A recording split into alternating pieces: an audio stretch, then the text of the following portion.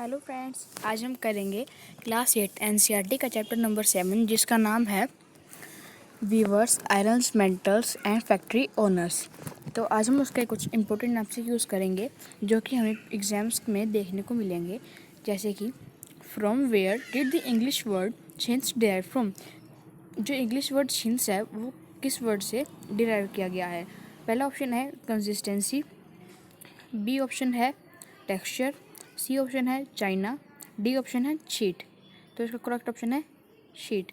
जैसे हम इंडिया में कभी कभार बोलते हैं कि जैसे शीट का कपड़ा अच्छा होता है, लेकिन जो आउटसाइडर जैसे कि ओवरसीज़ जो कंट्रीज़ होती हैं या फिर और कॉन्टिनेंट्स होते हैं, वहाँ पर इसे शीट की जगह चिंस क्लॉथ कहते हैं। Which one of the following does muslin refer to. अब जो मसलिन क्लॉथ है वो क्या होता है।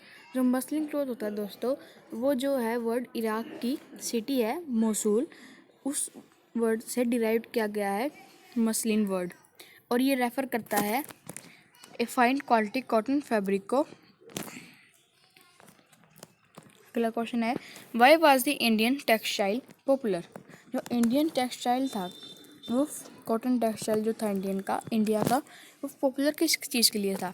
बाय इट्स फाइन क्वालिटी, जो उसकी फाइन क्वालिटी थी। बाय इट्स एक्सक्वाइट क्राफ्टमैनशिप, जो उसकी क्राफ्ट ही ऐसी थी कि लोग उसको अच्छा लगने लगा लोगों को। बाय इट्स चीप प्राइस, उसके सस्ते दामों की वजह से। By its fine quality and executive craftsmanship, उसकी फाइन क्वालिटी से भी और क्राफ्टमैनशिप से भी। इसका ऑप्शन आएगा D. Around 1750 before British conquered Bengal, जब तक 1750 से पहले जब ब्रिटिशर्स ने बंगाल पर जब कब्जा जमाया था, उससे पहले जो इंडिया थी वो लार्जेस्ट प्रोड्यूसर थी। लेकिन इसमें ये बताना कि उस क्वेश्चन में कि वो विच one of the following option will replace the term this.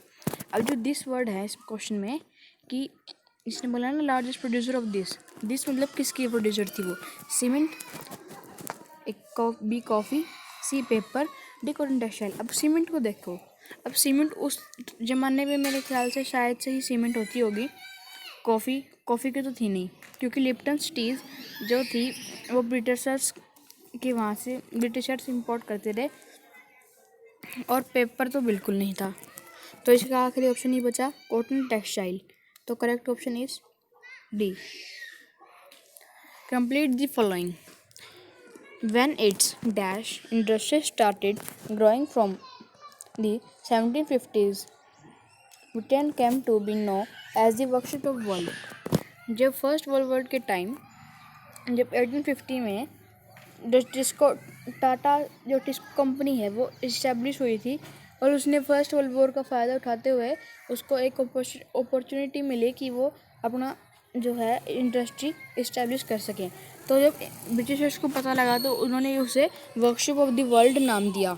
और वो टिस्को कंपनी किस चीज़ की थी, जैसे टिस्को की फुल फॉर्म क्या होती है, Tata iron and steel company. तो सिंपल सी बात है, ये इसका ऑप्शन होगा D, iron and steel. East India company send to its representatives on order book in 1730 with a list how many varieties of cotton and silk orders were in that order book.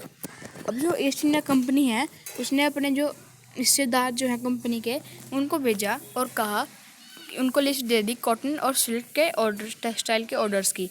अब उस हमने ये बताना कि वो text order कितने orders कितनी varieties के ऑर्डर दिए थे।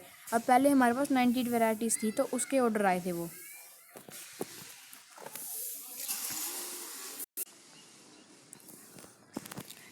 It is believed that when the word calico is derived from the name of particular place in Kerala, identify the place. अब जो वर्ड कैलिको है आपने सुना ही होगा, जो जब पोर्टुगीज आए थे तो वो केरला में रुके थे कैलिकट में, और वो आए थे स्पाइसेस के फाइंड करते हुए, लेकिन उनको वहाँ पर मिल गया था calico.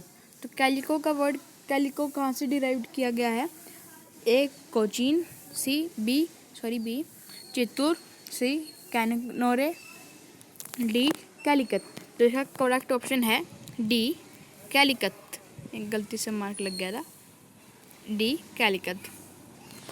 Mechanised production of which textile made Britain the foremost industrial nation in 19th century. 19th century में ऐसा कौन सा इंडस्ट्रियल काम था वो जो कि ब्रिटेन करता था जिससे उसे प्रोडक्शन सबसे ज़्यादा होती थी उसकी 19th सेंचुरी में? Chemical, mining, cotton, silk. उसने इंडिया की कॉपी करके कॉटन टेक्सटाइल कैलिको एक्ट जो 1720 ब्रिटेन में आया था ब्रिटिश गवर्नमेंट की तरफ से, तो उसके ऑर्डर पे उन्होंने खुद की कैलिको बनाई थी और स्पिनिंग जेनी को इन्वेंट किया था। तो वो इस करके वो कॉटन टेक्सटाइल का लार्जेस्ट प्रोड्यूसर बन गया था, फॉरमोस्ट इंडस्ट्रियल नेशन।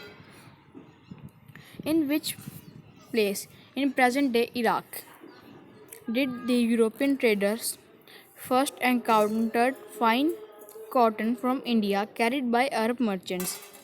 इसने ये पूछा कि जो यूरोपियन ट्रेडर थे उन्होंने इराक में कहाँ पर जो फाइन क्वालिटी कॉटन देखा इंडिया का।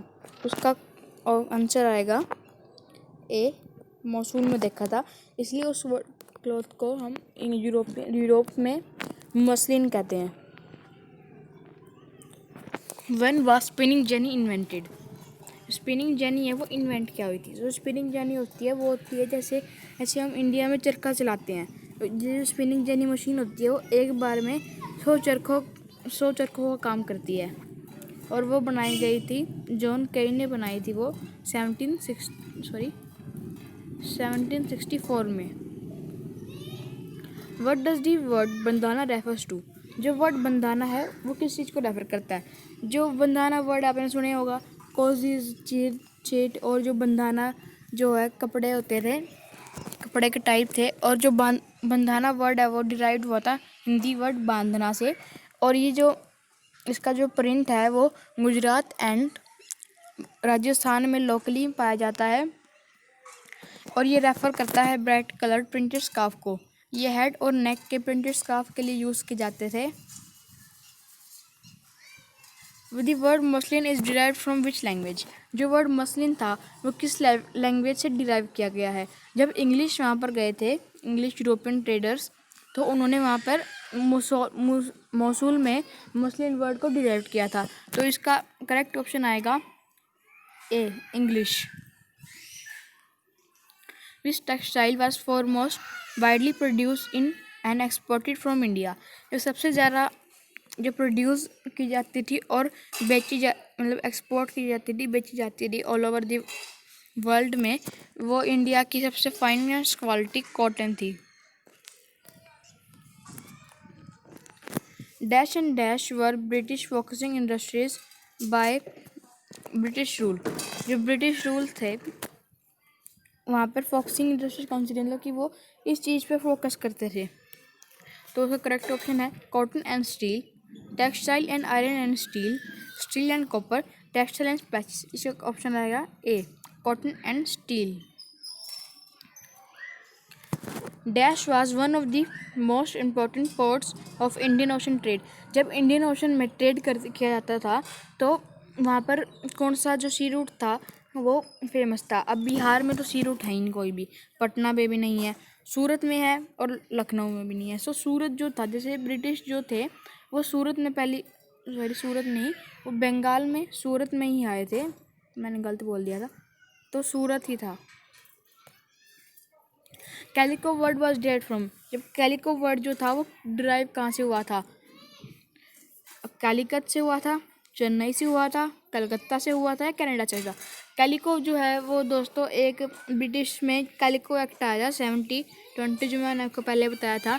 उसमें जो कैलिको कपड़ा है वो वहाँ पे बैन कर दिया गया था। और जो इंग्लिश कंपनी थी उन्होंने अपनी खुद की इंडस्ट्री बनाई जिसमें वो कैलिको जैसा कपड़ा बनाते थे। और जो ये वर्ड कैलिको है ये पोर्टुगीज ने डिराइव किया था, वास्को दा गामा ने, और ये डिराइव हुआ था कैलिकट से। चिन कॉजिज वर्ड, जो चिन शीट और जो कॉजिज का जो कपड़ा होता है वो कैसा होता है? ड्राइड कॉटन का होता है, सूखी हुई कॉटन का, नायलॉन कॉटन, प्रिंटेड कॉटन या कलर्ड कॉटन, वो प्रिंटेड कॉटन होती है। The Dutch and the French and the English were trading companies.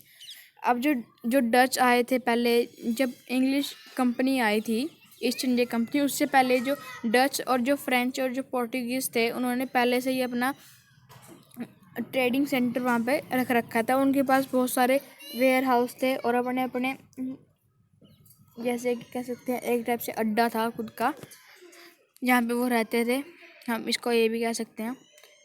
तो डच फ्रेंच एंड जो इंग्लिश है वो आए कहाँ से थे? ए अमेरिका से आए थे, बी ऑस्ट्रेलिया से आए थे, सी एशिया से आए थे, या फिर डी यूरोप से आए थे? वो आए थे डी यूरोप से। For colour textile the thread wise dyed by the dyer known as. अब जो कपड़ा का हम जब कपड़ा पे प्रिंट छपाएंगे तो उस पर हम डाई तो कराना पड़ेगा। जैसे आजकल वाइट कलर के कपड़े को डाई भी करा लेते हैं डायर से। तो जब उस टाइम पे डायर को क्या कहते थे? अंग्रेज़ तो कह सकते हैं, अंग्रेज़ तो हम ब्रिटिशर को कहते थे। रंगबाज, रंगरेज, रंगीला। इसका करेक्ट ऑप्शन आएगा रंगरेज, रंग को करने वाला Rangrez. The first cotton mill in India was set up as spinning mill in Bombay in। जो पहली कॉटन मिल जो हुई थी इस्टेब्लिश इंडिया में, जब ब्रिटिशर्स अपना कपड़ा जो क्लॉथ्स जो हैं वो लेके आए थे इंडिया में, उसके बाद जो गांधी जी जब आए तो उन्होंने खादी इस्टेब्लिश की और फर्स्ट कॉटन मिल मुंबई में इस्टेब्लिश की थी 1854 में। तो दोस्तों ये थे कुछ हमारे इम्पोर्टेंट एमसीक्यूज़। तो अगर आपको ये इम्पोर्टेंट एमसीक्यूज़ अच्छे लगे हों तो प्लीज़ इस वीडियो को लाइक करना और हमारे ऐसी ही और एमसीक्यूज़ पाने के लिए हमारे चैनल को सब्सक्राइब कर देना। तो hi friends, have a nice day.